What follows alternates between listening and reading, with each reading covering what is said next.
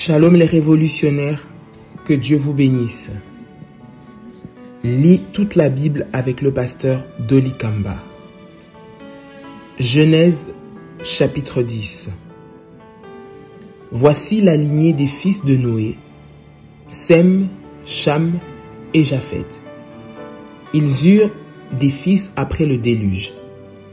Les fils de Japheth furent Gomer, Magog, Madai, Javan, Tubal, Méshek et Tiras.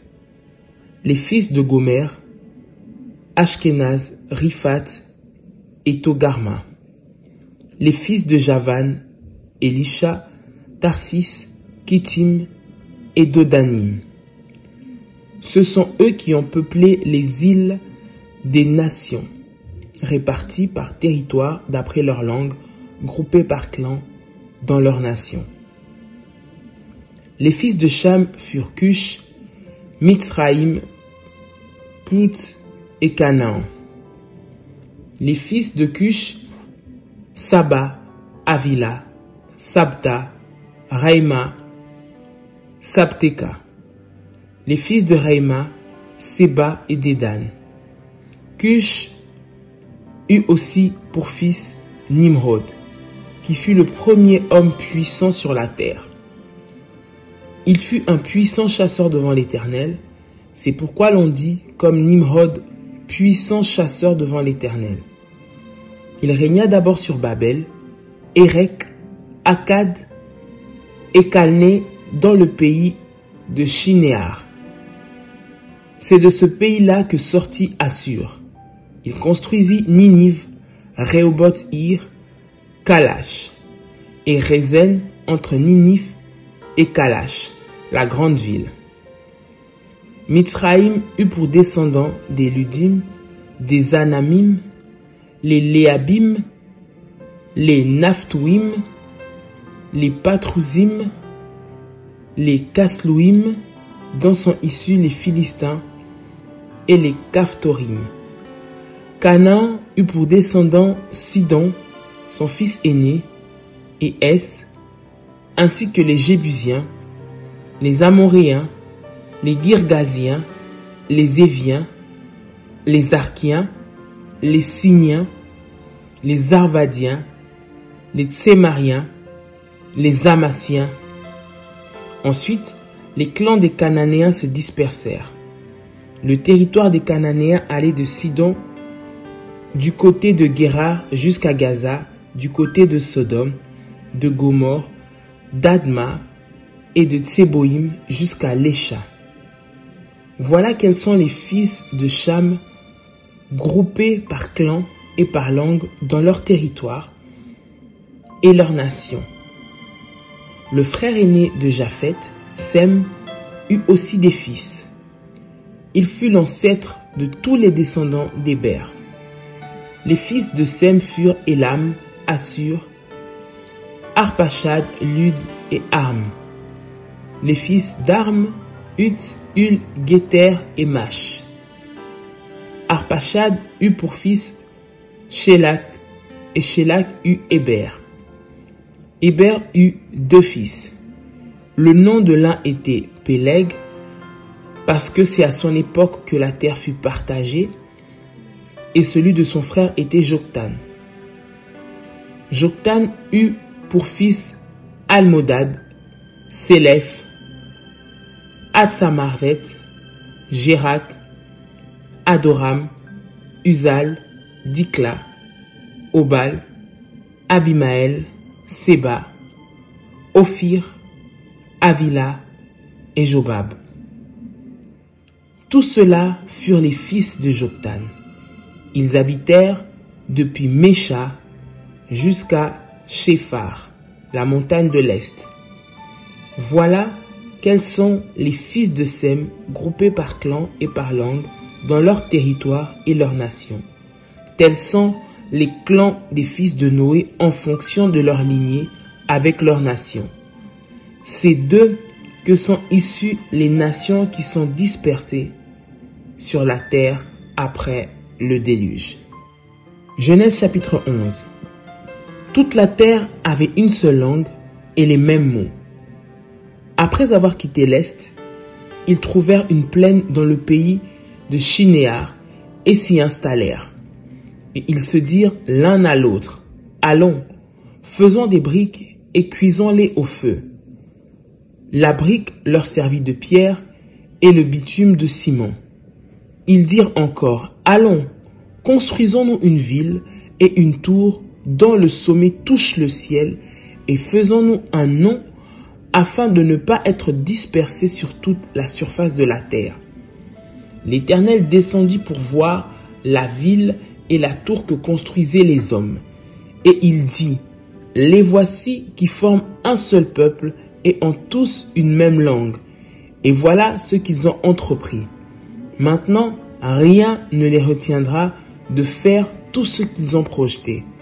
Allons, descendons, et là, brouillons leur langage, afin qu'ils ne se comprennent plus mutuellement. » L'Éternel les dispersa, loin de là, sur toute la surface de la terre. Alors ils s'arrêtèrent de construire la ville. C'est pourquoi on l'appela Babel, parce que c'est là que l'Éternel brouilla le langage de toute la terre, et c'est de là qu'il les dispersa sur toute la surface de la terre. Voici la lignée de Sem. À l'âge de 100 ans, Sem eut pour fils Arpachad 2 ans après le déluge. Sem vécut 500 ans après la naissance d'Arpachad et il eut des fils et des filles. À l'âge de 35 ans, Arpachad eut pour fils Shélakh. Arpachad vécut 403 ans après la naissance de Shélakh et il eut des fils et des filles. À l'âge de 30 ans, Shélakh eut pour fils Héber. Shélakh vécut 403 ans après la naissance d'Héber et il eut des fils et des filles. À l'âge de 34 ans, Héber eut pour fils Péleg. Héber vécut 430 ans après la naissance de Péleg et il eut des fils et des filles. À l'âge de 30 ans, Péleg eut pour fils Réhu. Péleg vécut 209 ans après la naissance de Réhu et il eut des fils et des filles. À l'âge de 32 ans, Réhu eut pour fils Sérug. Réhu vécut 207 ans après la naissance de Sérug et il eut des fils et des filles. À l'âge de 30 ans, Sérug eut pour fils Nachor. Sérug vécut 200 ans après la naissance de Nachor et il eut des fils et des filles. À l'âge de 29 ans, Nachor eut pour fils Térach. Nachor vécut 119 ans après la naissance de Térach et il eut des fils et des filles. Térach était âgé de 70 ans lorsqu'il eut Abraham, Nachor et Haran. Voici la lignée de Térach. Térach eut pour fils Abraham, Nachor et Haran. Haran eut Lot. Haran mourut du vivant de son père Térach dans le pays de sa naissance à Ur en Chaldée. Abraham et Nachor se marièrent. Abraham eut pour femme. La femme d'Abraham s'appelait Sarai. La femme de Nachor, Milka. Elle était la fille d'Haran, qui était le père de Milka et de Jisca. Sarai était stérile, elle n'avait pas d'enfant.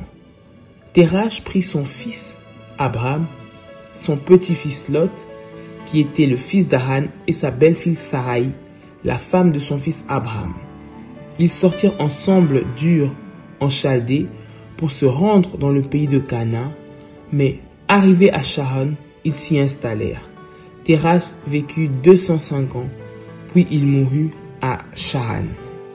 Genèse chapitre 12. L'Éternel dit à Abraham, « Quitte ton pays, ta patrie et ta famille, et va dans le pays que je te montrerai. Je ferai de toi une grande nation, je te bénirai, je rendrai ton nom grand, et tu seras une source de bénédiction. Je bénirai ceux qui te béniront, et je maudirai ceux qui te maudiront, et toutes les familles de la terre seront bénies en toi. » Abraham partit conformément à la parole de l'Éternel, et Lot partit avec lui. Abraham était âgé de 75 ans lorsqu'il quitta Charan. Il prit sa femme, Sarai et Lot, le fils de son frère. Il prit aussi tous les biens et les serviteurs dont ils étaient devenus propriétaires à Charan, et ils partirent pour se rendre dans le pays de Canaan où ils arrivèrent. Abraham traversa le pays jusqu'à l'endroit appelé Sichem, jusqu'aux chênes de Morée. Les Cananéens occupaient alors le pays. L'Éternel apparut à Abraham et dit, « C'est à ta descendance que je donnerai ce pays. » Abraham construisit là un autel en l'honneur de l'Éternel qui lui était apparu. Il partit de là vers la région montagneuse qui se trouve à l'est de Béthel et il dressa ses tentes. Béthel était à l'ouest et Haï à l'est. Là, il construisit un autel en l'honneur de l'Éternel et fit appel au nom de l'Éternel. Puis Abraham continua par étapes en direction de Néguev. Il y eut une famine dans le pays et Abraham descendit en Égypte pour y séjourner, car la famine pesait lourdement sur le pays. Comme il était sur le point d'entrer en Égypte, il dit à sa femme Sarai, « Écoute-moi, je sais que tu es une belle femme. Quand les Égyptiens te verront, ils diront, c'est sa femme, et ils me tueront, tandis que toi, ils te laisseront en vie. Présente-toi donc comme ma sœur, afin que je sois bien traité à cause de toi, et que je reste en vie grâce à toi. » Lorsqu'Abraham fut arrivé en Égypte, les Égyptiens virent que la femme était très belle.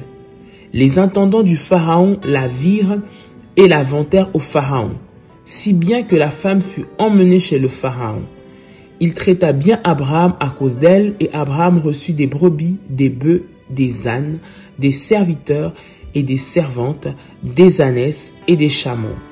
Cependant, l'Éternel frappa le Pharaon et sa famille de grands fléaux à cause de Sarai, la femme d'Abraham.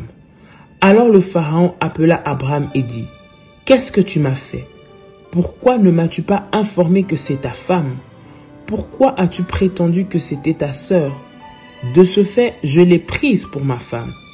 Voici maintenant ta femme, prends-la et va-t'en. » Et le Pharaon donna l'ordre à ses gens de le renvoyer, lui et sa femme, avec tout ce qui lui appartenait. Que Dieu vous bénisse.